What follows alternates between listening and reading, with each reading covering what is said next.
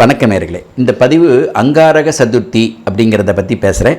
அங்காரக சதுர்த்தி அப்படின்னா இப்போ ஒவ்வொரு மாதமும் பௌர்ணமி கழிச்ச 4ஆம் நாள் சதுர்த்தி வரும். சதுர்த்திங்கிறது விநாயகர் பெருமானை வழிபடுவது.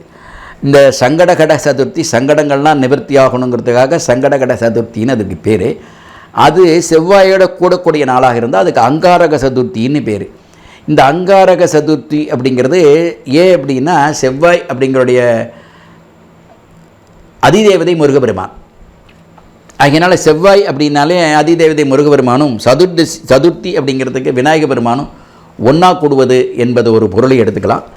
அங்காரகன்றதை இந்த செவ்வாய் ஜாதகத்தில் எந்தெந்த மாதிரியான கிரகநிலைகளை தருது, அதனால் இருக்கக்கூடிய இடையூறுகளை நிவர்த்தி செய்வதற்கு இந்த அங்காரக சதுர்த்தி பலனுள்ளதாக இருக்கும்.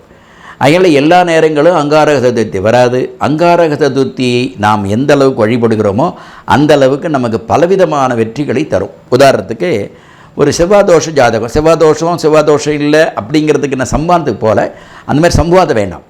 அங்காரகன் 4, 7, 8 அப்படிங்கிற இடத்துல 4 இருந்தால் 7 இருந்தால் 8 இருந்தால் 12 இருந்தால் 2 இருந்தால் தோஷம்னு சொல்லக்கூடியவர்கள்லாம் அதே மாதிரி அங்காரகனால் பலவிதமான சிக்கல்களை சந்திக்கக்கூடிய ஜாதகதாரர் அங்காரக திசை நடக்கக்கூடிய காலகட்டங்களில் அங்காரக திசை நடக்கக்கூடியவருக்கு இடையூறுகள் இருக்கக்கூடிய ஜாதகதாரர்கள்லாம் இந்த அங்காரக சதுர்த்தி அப்படின்னு சொல்லக்கூடிய, எப்படி இருந்தாலும் வருஷத்தில் ஒரு 2-3 வந்துடும், சிலதில் 4 கூட வரும்.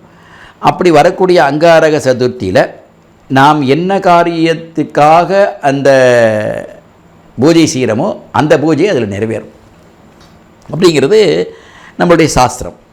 அங்காரக சதுர்த்தி ஏன் இந்த அளவுக்கு விசேஷம் அப்படிங்கிறதுக்கான காரணம் நான் முதலே சொன்னேன். செவ்வாய்க்கிழமையில் வந்தால் அங்காரகன் அப்படின்னா அங்கம் அப்படிங்கிறது நல்லா புரிஞ்சுங்க. அங்கம்ங்கிறது நமக்கு உடலில் இருக்கக்கூடிய ஒவ்வொரு பகுதி, அது ஒட்டு அங்காரகன் அப்படின்னா அங்கம்ங்கிறது உடல் அப்படிங்கிறதும் ஒரு இடம்ங்கிறதும் அங்கம்ங்கிறது. இந்த அங்காரகன் அப்படின்னா அகங்காரங்கிறதுக்கும் அகங்காரம் அப்படின்னா நமக்கு இருக்கக்கூடிய பராக்கிரமம், நமக்கு இருக்கக்கூடியது. அந்த பராக்கிரமத்துக்கு உரியவர் அங்காரகன் அப்படின்னு கொடுக்கப்பட்டது. அங்காரகன் அப்படின்னா அங்கம் என்பது உடம்பு, நமக்கு இருக்கக்கூடிய பொருள். காரகன்னா அதற்கு உரியவர். அது நியாயமாக அங்காரகன் அப்படிங்கிறது செவ்வாய்க்கு உடம்பு தான். செவ்வாய் பிரதானம், ரத்த சம்பந்தப்பட்ட கிரகமும் பகவான் செவ்வாய் தான். அப்போ செவ்வாய்க்கிழமையில் இந்த சதுர்த்தி கூடுது அப்படின்னா பல சிக்கல்கள்லேருந்து நிவர்த்தி அடைவாங்க. பொதுவாகவே சங்கடம் நிவர்த்தி ஆகணுன்னா கணபதி ஹோமம் நியாயமாக சங்கட சதுர்த்தியில் கணபதி ஹோமம் பண்ண சொல்லுவோம். எல்லா விதமான சங்கடத்துக்கும் உங்களுக்கு நிவர்த்தி ஆகிடுங்கிற மாதிரி பரவலான காலங்காலமாக செஞ்சுட்டு வரும்.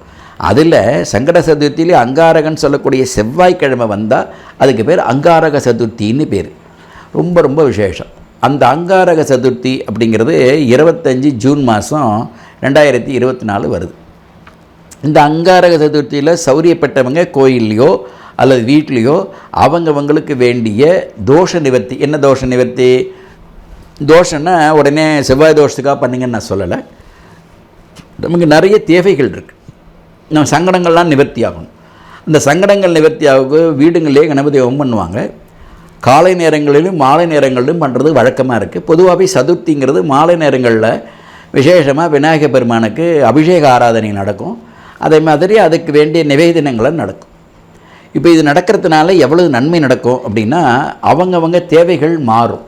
ஒருத்தர் வீடு வாங்கணும் பாரு, ஒருத்தர் நிலம் வாங்கணும் பாரு, நிலம் வாங்குறதுல வீடு கட்டணும் பாரு, நமக்கு சுகம் கிடைக்கணும் பாரு, வியாதி நிவர்த்தி ஆகணும் பாரு, தன் குழந்தைகளுக்கு அங்காரகனால் இருக்கக்கூடிய தடைகள் நிவர்த்தியாகி திருமணம் நடக்கணும் பாரு, அங்காரகனால் தடைப்பட்ட புத்திர பாக்கியங்கள் கிடைக்கணும். இப்படி பல்வேறு விதமான ஒரு நன்மையை நோக்கி இருக்கக்கூடிய அங்காரக சதுர்த்திங்கிறது ஜூன் மாதம் 25ஆம் தேதி வருது. ரொம்ப அருமையான நாள்.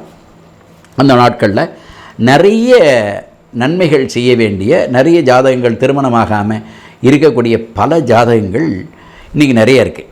அந்த ஜாதகங்கள்லாம் அன்றைய தினம் அங்காரக சதுர்த்தி அவங்களுக்கு வசதிக்கு உட்பட்டு என்ன வேணாலும் செய்யலாம். பக்கத்தில் உள்ள விநாயகர் பெருமானை வழிபாடு செய்வது ரொம்ப விசேஷம்.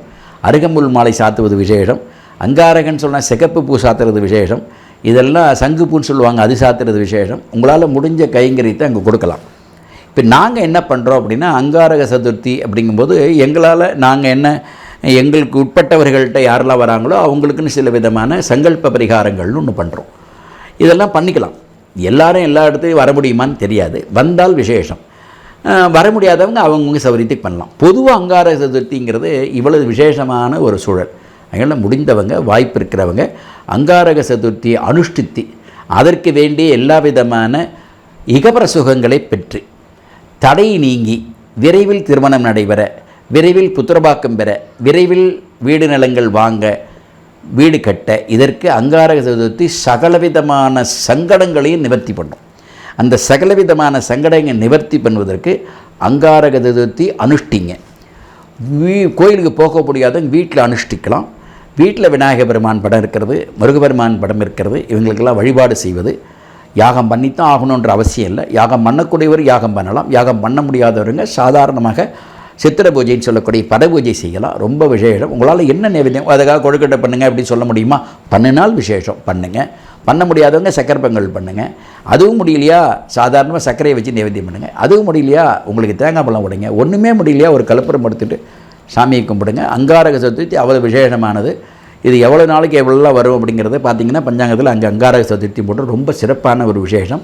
அதனால் அந்த அங்காரக சதுர்த்தி அனுஷ்டித்து நமக்கு இருக்கிற சகல சங்கடங்களும் நிவர்த்தி ஆகிறது. விநாயக பெருமானுடைய பூரண அருளும் முருகபெருமானுடைய பூரண அருளும் உங்களுக்கு கிடைக்கும்ங்கிறத சொல்லி, விநாயக பெருமான் அங்காரகனுக்கான நிவர்த்தியை தரக்கூடிய, அங்காரகன்றது செவ்வாய், செவ்வாயுடைய மேல் தேவதை முருகபெருமான், முருகபெருமான் விநாயக பெருமான் சகோதரர், இளைய சகோதரர்.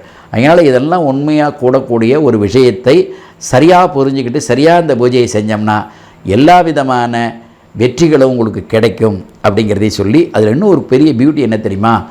வைகாசி மாதத்தில் விசாகத்தில் முருகபெருமான் பிறந்தார். ஆனால் இது ஆனி மாதத்தில் வருது. இருந்தாலும் அந்த மாதிரி ஒரு சிறப்பு அடையக்கூடிய வாய்ப்புகள், ஏன்னா அதுக்கு அடுத்து இது வரதுனால ரொம்ப சிறப்பான ஒரு பலனை தரும். வாய்ப்பு இருக்கிறவங்க இதுக்கு இன்னும் மேலும் விளக்கம் வேணும், இந்த பூஜையில் பங்கு கொள்ளணும்னா என்னை தொடர்பு கொள்ளுங்கள். கண்டிப்பாக அதற்கான முழுமையான வெற்றி உங்களுக்கு என்ன தேவையோ அது நிவர்த்தி ஆகும் அப்படிங்கிறத சொல்லி பூரணமான அருளை பெற வேண்டுகிறோம், வாழ்த்துகிறோம். நன்றி, வணக்கம்.